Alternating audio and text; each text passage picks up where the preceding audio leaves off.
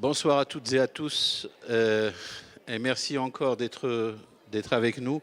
On vous a fait patienter parce que, comme je vous l'expliquais, on attendait quelques amis invités, quelques auteurs que je salue très fortement. Il y a Alain qui est là, que je vois de loin, Alain Mabankou, Louis-Philippe d'Alembert, je vois qui d'autre, Touafat Mouhtar. Bref, tous ceux que vous allez rencontrer dans les jours qui viennent, et je les salue et je leur souhaite la bienvenue. Ce soir, donc, on termine par cette leçon inaugurale avec un grand monsieur, monsieur Souleymane Bachir Diane. Souleymane est philosophe, et plus qu'un philosophe, c'est un penseur d'aujourd'hui qui compte, qui porte la voix du continent à travers tous les continents, si j'ose dire, et qui apporte une véritable valeur ajoutée à la pensée africaine contemporaine. Je lui laisse tout simplement la place puisqu'il est là.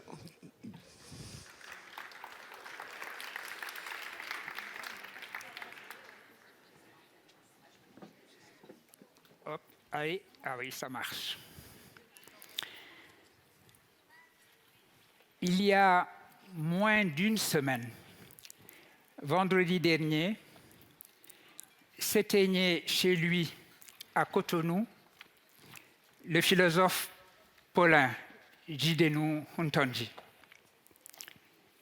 Ce que notre Afrique, ce que le monde philosophique dans son ensemble doit à Paulin est immense.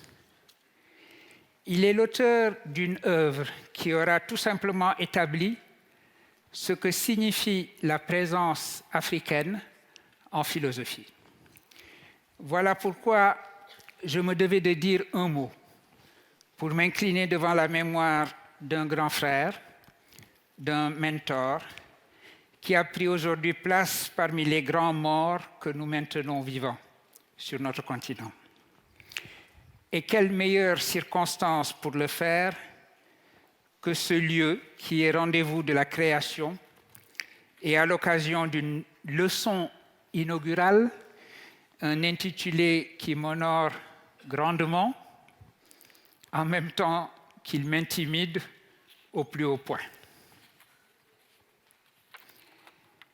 Alors, mille merci, cher responsable du FLAM, cher Younes, pour l'invitation qui m'a été adressée à donner cette leçon. Et pardonnez-moi, mesdames et messieurs, chers collègues, chers amis, si en fait de leçon, ce que j'ai à vous offrir sur le thème qui m'a été proposé, penser un récit africain du monde, est une méditation qui m'est venue lorsqu'il y a quelques jours, je me suis rendu à Marseille pour répondre à une invitation du MUSEM à participer à une conférence dont le thème était « Une autre histoire du monde ». Ce thème était également celui de la magnifique exposition pensée et réalisée par Pierre Singaravelou, Fabrice Argounès, géographe, Pierre est historien, et Camille Faucourt, qui est curatrice, responsable de musée de son État. Le propos général de l'exposition et de la conférence était, comme l'écrivent les trois auteurs dans le texte qui ouvre leur catalogue, je les cite, de s'affranchir de la perspective européocentrée en privilégiant les points de vue des sociétés longtemps invisibilisés par l'historiographie occidentale. Fin de citation. Rien n'exprimait mieux ce propos que le message du tableau que les curateurs avaient choisi de placer à l'entrée de l'exposition. Le tableau prêté par le Louvre, et jusque-là il avait été oublié dans les réserves du musée, était une œuvre du début du XIXe siècle, peint par Alexandre Véron Bellecour. Ne cherchez pas, il n'est pas célèbre, son tableau non plus, il n'était pas célèbre. et portant pour titre « Allégorie à la gloire de Napoléon », Clio montre aux nations les faits mémorables de son règne. Alors, je vais me livrer à cet exercice très compliqué qui consiste à essayer de vous faire visualiser un tableau avec simplement les mots, puisque ce sont eux qui sont à ma disposition. Alors, la muse de l'histoire, Clio, comme vous le savez, est la muse de l'histoire, et donc cette muse de l'histoire sur le tableau apparaît véritablement comme un griot de Napoléon. Vous le savez, le pouvoir, le vrai pouvoir, ne parle jamais fort. Le pouvoir ne crie pas, il murmure. Et le griot est celui qui est chargé d'être son porte-voix et son haut-parleur. Sur ce continent, on le sait très bien, les gens de pouvoir, en général, simplement grommellent et disent dans leur barbe quelque chose, et le griot, qui est l'éloquence faite personne, a la charge de transformer le murmure inaudible en une parole historique. C'est ainsi que sur le tableau, Napoléon lui-même est carrément muet, puisqu'il n'est pas là en personne. Ce qui représente Napoléon, c'est simplement un buste posé sur une table, un buste de marbre qui porte comme inscription la fameuse parole « Veni, Vidi, Vici », parole qui assimile donc Napoléon Bonaparte à Jules César et marque la continuité entre l'Empire français et l'Imperium romain. Et c'est à Clio, une Clio qui est assise nonchalamment sur une seule fesse, sur la même table où trône le buste de Napoléon. Et c'est à elle donc qu'il revient de dire l'universelle grandeur de l'empereur. Et elle le fait d'abord en donnant à lire une tablette qui porte une liste des hauts faits de Napoléon le Grand. Et sur le tableau, on la voit tenir dans sa main droite un stylet qui manifeste que la liste des hauts faits de l'empereur n'est pas close, que l'histoire avec H majuscule, c'est-à-dire française et universelle, dont l'empereur a tracé les premières lignes, continuera de s'écrire en déroulant le récit de soi de l'Europe. Déplaçons maintenant le regard. Je vous invite, maintenant que vous avez visualisé le buste, Clio nonchalante, le stylet à la main et tenant la liste. J'espère que vous voyez. Déplaçons maintenant le regard sur un autre coin du tableau où un groupe bariolé de personnages venus des 4 coins du monde est représenté. Il y a là un Russe reconnaissable, ces personnages sont tous reconnaissables à leurs traits et à leur costume, et on voit qu'il y a là un Russe, un Mandchou, un Arabe, un Amérindien, et presque caché, on peut distinguer en arrière-plan un Africain noir. Le sens de l'allégorie, une fois qu'on se figure la totalité de ce tableau, le sens de l'allégorie est clair. Il est demandé au peuple de la terre de venir reconnaître le récit impérial de l'universalisme européen et de s'assimiler à lui autant que possible.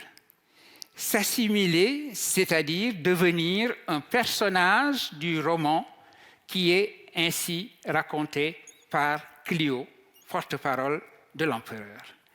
S'assimiler autant qu'on peut le faire, ceci est un propos que l'on trouve dans toute la pensée de l'universalisme, jusqu'au philosophe Edmund Husserl, par exemple, qui dira plus tard que l'Inde, pour prendre cet exemple, que l'Inde a toutes les raisons de s'européaniser, tandis que l'Europe, si elle comprend sa propre destinée et si elle garde la pleine conscience de cette destinée, n'aurait aucune raison de s'indianiser. Ainsi que le note Pierre Singaravellu, Patrice Argounès et Camille Faucourt, les auteurs donc, du catalogue et les curateurs de l'exposition, ainsi qu'ils le notent dans la lecture qu'ils font de cette allégorie à la gloire de Napoléon, les nations qui ont été ainsi évitées ont pourtant sur le tableau des expressions qui ne semblent pas être la subjugation attendue par Clio, porte-parole de Napoléon. Peut-être les représentants de ces nations pensent-ils alors à leur propre récit du monde qui va décentrer celui que leur sert la muse de l'histoire, qui n'est muse, encore une fois, que de l'histoire européenne. Supposons alors, je vous demande un immense effort, après un effort de visualisation, maintenant un effort d'empathie, et je vous demande que nous puissions entrer dans l'esprit de notre représentant, nous autres Africains, à cette rencontre qui a été convoquée par Clio et que nous puissions pénétrer dans sa cervelle et déchiffrer le récit qui lui vient à l'esprit en étant présent à cette convocation de Clio. Pour bien comprendre le récit que l'Africain de l'allégorie oppose à celui de Clio, examinons plus avant le message que porte le tableau. Napoléon est la figure de l'universalisme français d'abord, européen ensuite. Il est censé être celui qui, tout en mettant fin à la période de soubresaut qui a suivi la Révolution française, a exporté dans toute l'Europe les valeurs que portait cette Révolution française. D'une main, il arrête ce que le général de Gaulle appellera la chienlit, mais de l'autre, il construit véritablement l'héritage de la Révolution française, et c'est cet héritage universaliste et universel qu'il va porter au reste de l'Europe. La première de ces valeurs étant paradoxalement la liberté, alors même que l'empereur et son armée de grognards étaient des conquérants.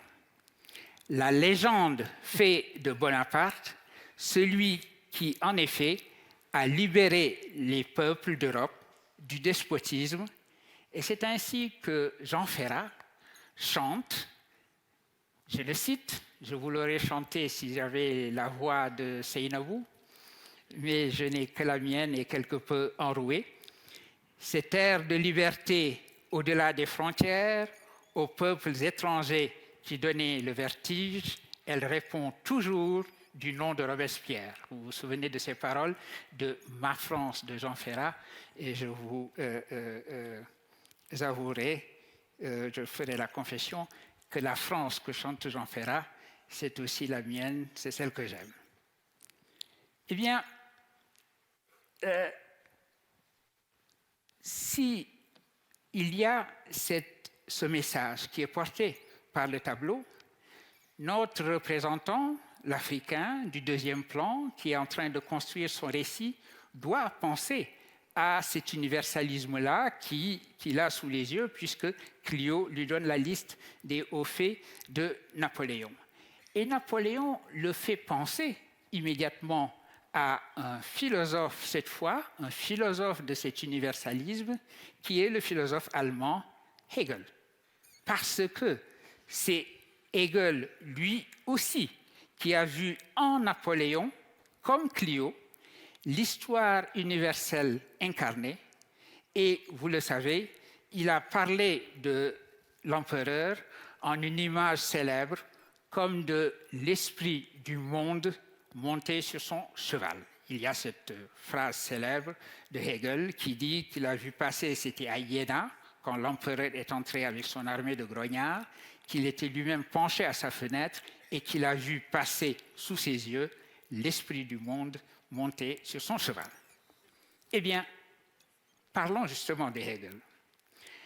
Dans le même temps, donc nous parlons des 3 premières décennies du XIXe siècle, dans le même temps où notre peintre Alexandre Véron-Bellecourt peint son allégorie, Hegel traduit sur le plan philosophique la même notion d'un universalisme européen qui va se traduire par la projection sur le continent africain d'un récit qui en prépare la colonisation. Le récit de l'Afrique que produit également Clio est à entendre alors au sens d'un récit sur l'Afrique. C'est ce que se dit dans un premier temps notre représentant, l'Africain noir du tableau. Il constate que dans ses leçons sur la philosophie de l'histoire, Hegel procède à une véritable vivisection de l'Afrique. Il détache, on le sait, l'Égypte pour la rattacher à l'Asie. Il détache le Maghreb pour en faire un prolongement colonial au sud de la Méditerranée de l'Europe. Et il évacue d'un revers de main ce qu'il appelle l'Afrique proprement dite. Alors, notre représentant voit que ce cours de Hegel préparait le récit colonial de l'Afrique. Car premièrement, Hegel salue en 1830 la prise d'Alger par la France comme étant la préfiguration de la capture du continent par un récit impérial.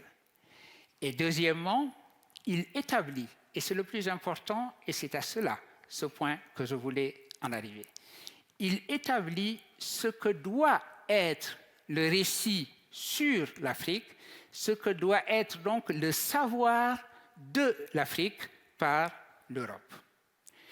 Et pour cet aspect épistémologique des choses, pour ce qui est de la constitution d'un savoir sur l'Afrique avant et en même temps qu'un récit sur l'Afrique, il faut se rappeler que notre empereur Napoléon, lors de l'expédition d'Égypte, quand il met les pieds donc en Afrique, a amené avec lui des savants et qu'il a aussi, et c'est important, intégré à son propre roman impérial cette expédition et l'islam, la religion islamique elle-même.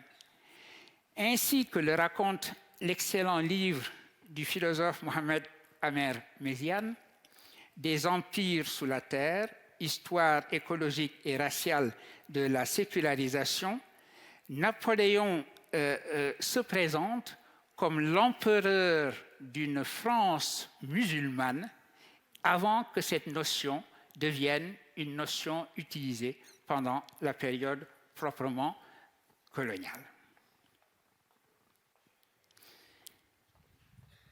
Deuxièmement, donc ça c'est un premier aspect. Deuxième aspect, le démembrement de l'Afrique, auquel procède ainsi Hegel, selon une ligne de partage qui est le Sahara, va imposer sur le continent africain l'épistémé qui fait de celui-ci un monde fragmenté, qui va créer le récit de l'Afrique, c'est-à-dire le récit sur l'Afrique, comme le récit d'un monde fragmenté, où on aura au nord le déploiement d'une anthropologie orientaliste, et au sud du Sahara, on estimera que les sociétés relèvent d'une anthropologie africaniste, celle qui s'intéresse aux sociétés sans écriture. La division du travail qui s'effectue ainsi épouse véritablement, on le voit, le démembrement hegelien. Et une cinquantaine d'années après les fameuses leçons sur l'histoire de la philosophie, ce sera, on le sait, la ruée sur l'Afrique et la fragmentation du continent ad maiorem Europae gloriam. Voilà le récit impérial que Clio Griot de Napoléon Bonaparte a posé comme une chape sur l'Afrique. Et voilà le récit contre lequel notre représentant sur le tableau comprend que l'Afrique a le devoir de dire son propre récit, un récit qui est un récit de soi, mais aussi un récit du monde. On connaît le rôle important que ces historiens ont joué dans la reconstruction de son récit de soi. Pour citer un éminent historien du continent, mon compatriote et notre cher Anta Diop, il a rendu l'Afrique à l'Égypte et l'Égypte à l'Afrique. Mais la tâche, celui qui a probablement le mieux défini la tâche de ce récit, de la reconstitution ou de la constitution même d'un récit de soi qui soit également un récit du monde, eh bien cette tâche a été parfaitement définie par Aimé Césaire dans un texte de lui très peu connu, une réflexion qu'il a menée en 1962 dans une conférence donnée en Italie sur la civilisation africaine. Je voudrais de cette conférence citer assez longuement les lignes suivantes. Voici ce que déclare Aimé Césaire. L'Afrique, le continent blessé sans doute, entamé lui aussi sans doute, pauvre au surplus et dénué, mais intact dans ses profondeurs, et dont nous persistons à croire que l'on n'a pas encore su mobiliser toutes les richesses morales et intellectuelles. Oui, nous avons besoin, un besoin impérieux, un besoin vital, quasi physique de l'Afrique. Nous attendons l'Afrique, qu'elle se ressaisisse, qu'elle se domine, qu'elle se définisse, qu'elle s'affirme. Nous attendons l'Afrique, non pas une Afrique fantôme, selon l'expression de Michel Léris, mais une Afrique rénovée.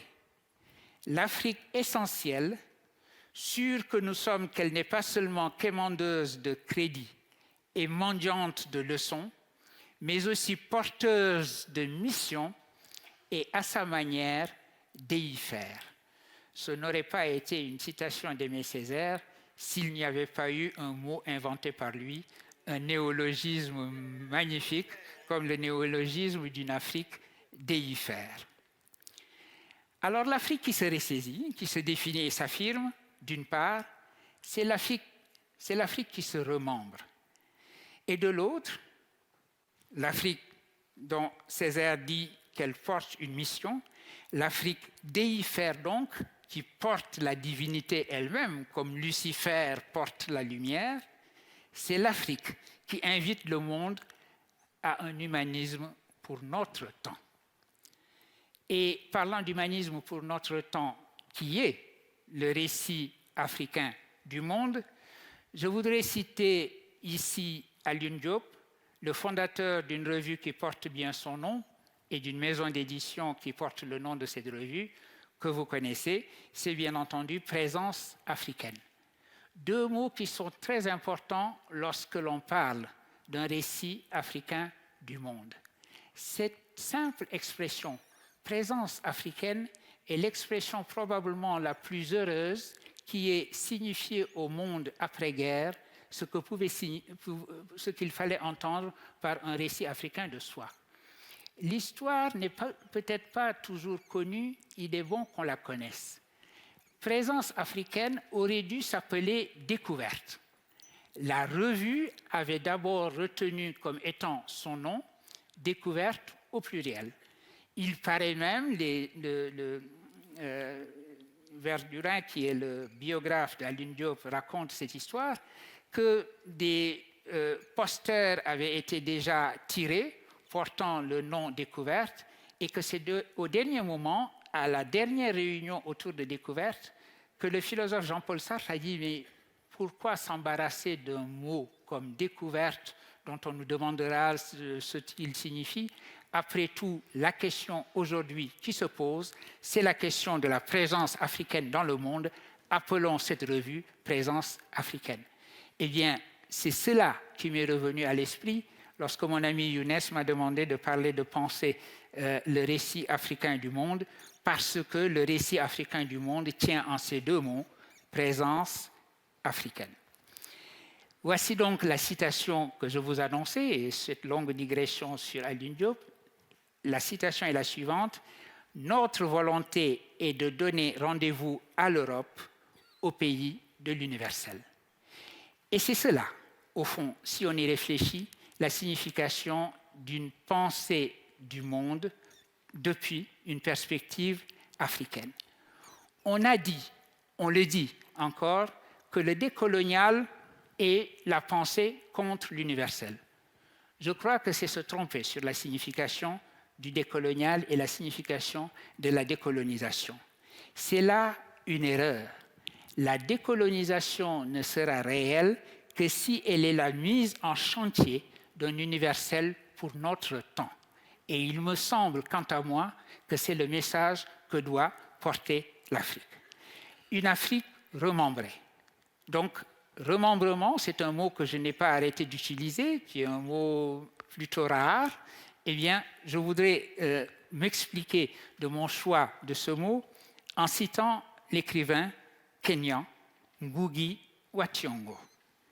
Ngugi wa Thiong'o écrit, c'est lui qui parle dans Something Torn and New, An African Renaissance, publié en 2009, c'est lui qui parle du remembrement de l'Afrique. Et ce faisant, il donne un écho à l'appel de Césaire pour la reconstruction du récit africain de soi contre la fragmentation intellectuelle et culturelle effectuée par le discours impérial. C'est ainsi que Ngugi wa Thiong'o nous invite à comprendre pour notre temps le mythe égyptien d'Osiris, sœur et épouse d'Isis. On le sait, je rappelle rapidement ce mythe. Isis est victime de son frère Seth, qui est jaloux de lui et jaloux de son pouvoir. Seth réussit par traîtrise à le tuer. Non seulement il le tue, mais il le dépèce, le coupe en morceaux, et ces morceaux, il les disperse aux quatre coins du royaume d'Égypte. C'est alors qu'Isis, sœur et épouse, Osiris, sœur et épouse d'Isis, va, avec l'aide de l'épouse de Seth d'ailleurs, patiemment retrouver et recomposer le corps d'Isis, qui alors revient à la vie. Mais lorsqu'il revient à la vie, il ne va pas se précipiter pour reconquérir le trône du pharaon. Il décide que son royaume sera désormais le royaume des morts et que c'est sur ce royaume-là qu'il souhaite régner. D'une certaine manière, c'est une anticipation de la parole christique. Mon royaume n'est pas de ce monde.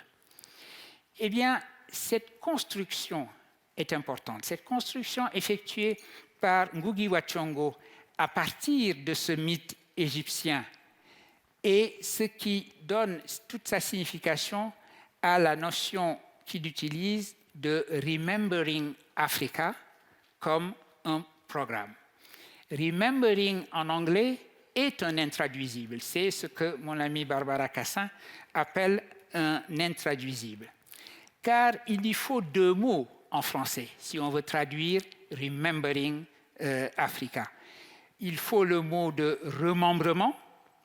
Donc vous voyez la signification de mon usage de ce mot encore et encore. Et il s'agit également d'effectuer une remémoration. Remémoration et remembrement en français sont les deux mots qui permettent de traduire remembering. Il s'agit donc de la reconstitution d'une mémoire en même temps que de la reconstitution d'une apparence physique, d'une configuration après le démembrement qui a été effectué. La tâche est celle d'un remembrement spatial, la reconstitution de l'Afrique comme continent et d'un remembrement temporel, la reconnexion qui doit être la nôtre avec une mémoire africaine. Cela veut dire donc, d'une part, que contre la fragmentation, il nous faut savoir renouer avec le panafricanisme tel qu'il fut continentalisé après la guerre. Et ici, je voudrais m'arrêter sur ce panafricanisme comme récit de soi de l'Afrique pour que le récit du monde de l'Afrique ait un poids dans le monde où nous vivons. Je sais qu'il y a, et nous savons tous qu'il y a aujourd'hui une espèce de panafricanisme très bizarre qui circule dans les réseaux sociaux, qui est un panafricanisme dont Senghor disait qu'il était davantage un pan-négrisme qu'un véritable panafricanisme. C'est un panafricanisme qui aujourd'hui semble être réorienté davantage vers le nouveau monde, comme on l'appelle, ce qui est une excellente chose, mais qui revient aussi à refragmenter le continent parce que cette orientation pan-nègre est un démenti, est une négation de la continentalisation qui s'est effectuée pour le panafricanisme. Rappelons-nous rapidement, brièvement, l'histoire du panafricanisme. Il commence en effet dans le Nouveau Monde.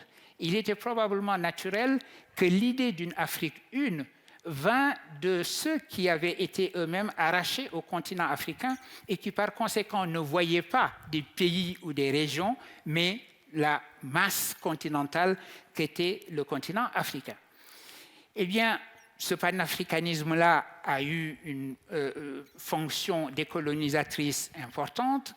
Et là, ce panafricanisme a organisé sous la houlette de penseurs comme Marcus Garvey ou comme W.E.B. Du Bois un certain nombre de congrès panafricains, jusqu'au congrès de 1945, qui a été le congrès de la rupture. Le congrès où W.E.B. Du Bois a véritablement passé le témoin, passé le flambeau à Kwame Nkrumah, qui allait être le père de l'indépendance du Ghana, comme vous le savez. Et ce passage de témoin signifiait la chose suivante: il fallait désormais continentaliser ce panafricanisme tel qu'il était né hors du continent et dans le Nouveau Monde. Le continentaliser, ça voulait dire deux choses. D'abord, qu'il serait la responsabilité des Africains du continent et non plus des Africains de la diaspora. Et deuxièmement, qu'il serait un panafricanisme non pas seulement des Noirs africains, mais de toute l'Afrique, du Cap jusqu'au Caire, comme disait Kwame Nkrumah, qui répétait encore une fois que ce panafricanisme-là devait nous enseigner à ne plus nous considérer comme, je le cite pratiquement mot à mot, Marocains, Tunisiens, Kenyans, etc., mais Africains avant tout. Ce remembrement est notre mission. Ce panafricanisme-là, nous devons en revisiter l'esprit, le revivifier et le revivre à nouveau et construire notre continent autour de ce panafricanisme parce que ce sera le moyen de surmonter le démembrement spatial, la fragmentation qui a eu lieu, retrouver ce qui était au fondement du message de Kwame Nkrumah, du message de Gamal Abdel Nasser sur la continentalisation du panafricanisme. Deuxième chose, le remembrement n'est pas seulement un remembrement physique, un remembrement spatial, c'est également un remembrement intellectuel. Il nous faut, pour un récit africain de soi, condition d'un récit africain du monde, comprendre véritablement la signification de notre histoire intellectuelle et de cette mémoire à laquelle nous devons de nouveau nous reconnecter. J'ai parlé de Hegel, ça semblait un petit peu loin de ce qui était mon propos, mais parce que je voulais en venir à ce point-ci, précisément, de la remémoration et de la reconstitution de notre histoire intellectuelle.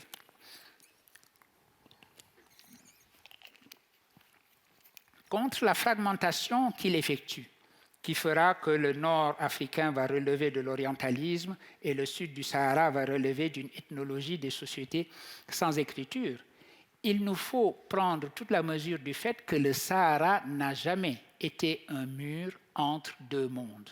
Le Sahara a toujours été parcouru de routes transsahariennes.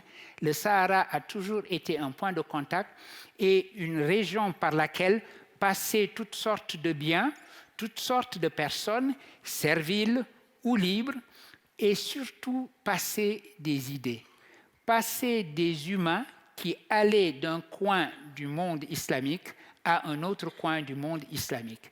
Le Sahara était le symbole même d'une mondialité qui a été une mondialité islamique avant que la mondialisation impériale dont j'ai parlé à propos de Napoléon s'installe dans le monde. Eh bien, comprendre cela, c'est véritablement entendre l'histoire intellectuelle de notre continent et voir le développement de ce qu'aujourd'hui on appelle aux États-Unis, c'est une expression utilisée par un de mes collègues et de mes amis, Ousmane Khan, professeur à Harvard University, à la Divinity School de Harvard, les Timbuktu Studies, les études tombouctiennes. Et parce que nous avons là, dans ces études tombouctiennes, Tombouctou étant le symbole simplement de tous les grands centres intellectuels qui ont essaimé dans l'Ouest africain et qui étaient en parfaite continuité avec le nord de l'Afrique et au-delà du nord de l'Afrique, de l'autre côté de la Méditerranée, avec le monde de l'Andalousie, eh bien, ces études tombouctiennes sont le symbole ici de cette continuité historique sur laquelle nous devons reconstituer l'histoire intellectuelle de notre continent, sur laquelle nous devons effectuer le remembrement épistémologique, cette fois-ci, de l'Afrique, et comprendre à ce moment-là quelle est notre histoire et pour comprendre quel doit être notre avenir.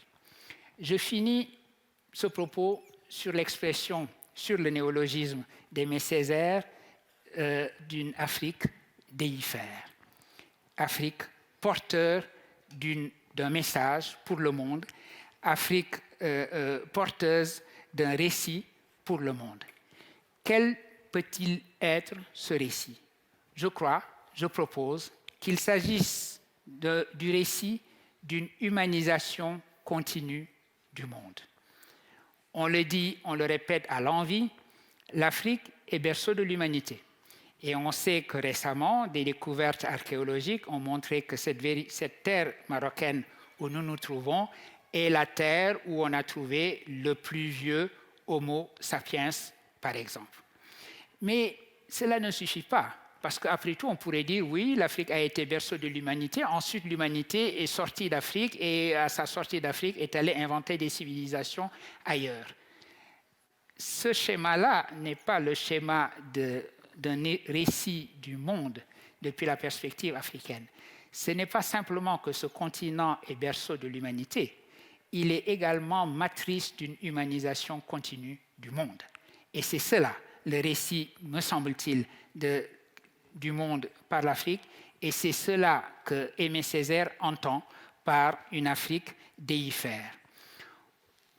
Cette Afrique déifère qui procède à cette humanisation continue du monde, ça n'est pas une invention, c'est un fait. Si on veut simplement prendre un exemple, je prendrai cet exemple non plus maintenant dans les régions nord du Maroc, où on a trouvé l'Homo sapiens le plus ancien, mais le sud de notre continent, l'Afrique du Sud. L'Afrique du Sud a donné un exemple au monde de ce que peut signifier cette humanisation continue, de ce que peut signifier surmonter la fragmentation, le démembrement du monde pour aller vers une humanité partagée. L'Afrique du Sud a fait cela lorsqu'il s'est agi pour elle de sortir, par exemple, de la fragmentation qui était l'apartheid. L'apartheid, c'était le régime des tribus, c'était le régime qui disait que les humanités ne pouvaient qu'être juxtaposées, que l'humanité comme concept, comme notion, était une pure sommation zoologique à quoi ne correspondait rien du tout, et que les cultures humaines devaient être maintenues séparées et connaître des développements séparés. L'Afrique du Sud a inventé, créé, constitué à partir des ressources des langues bantoues un concept important qui est le concept de Ubuntu. Lorsqu'il s'est agi pour Desmond Tutu et Nelson Mandela de sortir de l'apartheid, ils ne l'ont pas fait de pièces juxtaposées, de briques et de brocs. Ils ne l'ont pas fait mécaniquement. Ils ont demandé simplement à leur peuple de sauter à pieds joints hors de la fragmentation pour entrer dans une nation commune et créer ainsi la nation arc-en-ciel. Et les ressources qu'ils ont trouvées, ils l'ont trouvée dans les langues bantoues et dans ce mot, Ubuntu, qui peut signifier, si on voulait le traduire en un seul mot avec des traits d'union, une co-humanité. L'idée que nous devons être humains ensemble et que je réalise mon humanité si l'autre aussi réalise sa propre humanité. Je sais qu'aujourd'hui, il y a un scepticisme profond chez les jeunes Sud-Africains devant l'Ubuntu. Devant les difficultés qui sont les leurs, ils se rendent compte qu'au fond, l'apartheid structurel, c'est-à-dire l'apartheid économique, règne encore en Afrique du Sud. Et souvent, quand on leur parle d'Ubuntu, ils sont les premiers à être excédés en ayant l'impression que ceci n'a pas fonctionné. C'est se tromper sur la signification d'un concept comme celui-là. C'était un concept régulateur, c'est-à-dire un concept qui pointe vers une direction, un concept qui pointe vers un horizon, un concept qui est une promesse avant tout et un appel à aller dans une direction déterminée. Et c'est ainsi qu'on comprendra le message d'humanisation que comportait cette notion. Et ce n'est pas un hasard si cette notion a connu une universalisation immédiate. Cette notion est devenue aujourd'hui un concept universel de justice restaurative, de justice réparatrice. La compréhension que lorsque le désastre arrive, lorsque le crime est accompli, il est probablement préférable de regarder vers l'horizon, vers l'avenir et vers l'humanité qui est à réparer et à reconstituer pour que cet horizon nous dicte les actions que nous devons entreprendre aujourd'hui. Voilà le genre de concept dont nous avons besoin dans un monde comme le nôtre aujourd'hui où nous voyons les ethno-nationalismes perpétrer les pires des crimes sous nos yeux en ce moment. Nous sommes à une époque où nous menons des guerres qui semblent des guerres tribales, des guerres moyenâgeuses, où chaque parti déclare que son existence même est en jeu, que la crise, que l'enjeu est un enjeu existentiel, comme s'il s'agissait pour une tribu d'en détruire une autre. Il nous faut sauter à pieds joints hors de la logique des tribus et entrer dans la logique d'une humanisation continue, dans la logique d'une humanité partagée. Et il me semble que cette leçon que l'Afrique du Sud a tirée de sa propre expérience est la leçon qu'elle offre, cette même Afrique du Sud, au monde dans son ensemble. Et il me semble qu'il y a là, en résumé, une sorte de métaphore pour dire que le récit africain du monde, aujourd'hui, doit être celui-là, l'invention d'un humanisme universel dont notre monde au XXIe siècle a besoin. Je vous remercie infiniment.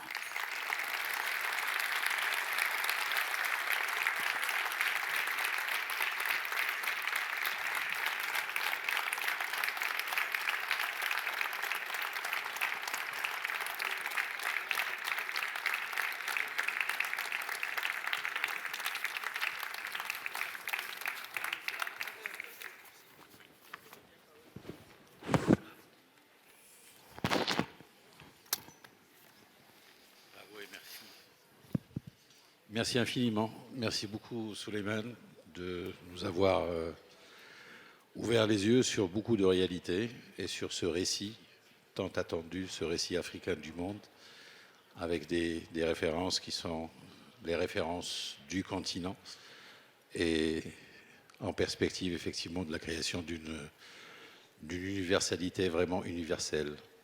Merci infiniment. Merci beaucoup.